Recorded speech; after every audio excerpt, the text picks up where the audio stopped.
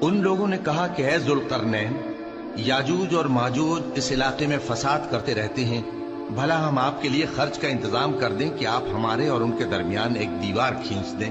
ذوالقرنین نے کہا کہ خرچ کا جو مقدور اللہ نے مجھے بخشا ہے وہ بہت اچھا ہے، تم مجھے قوت بازو سے مدد دو، میں تمہارے اور ان کے درمیان ایک مضبوط رکاوٹ بنا دوں گا۔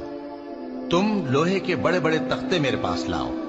چنانچہ کام جاری کر دیا گیا، یہاں تک کہ جب اس نے دونوں پہاڑوں کے درمیان کا حصہ برابر کر دیا اور کہا کہ اب اسے دھوکو، یہاں تک کہ جب اس کو دھونک دھونک کر آگ کر دیا تو کہا کہ اب میرے پاس تانبا لاؤ کہ اس پر پگھلا کر ڈال دو۔ پھر ان میں یہ قدرت نہ رہی کہ اس پر چڑھ سکیں اور نہ یہ طاقت رہی کہ اس میں نقب لگا سکیں۔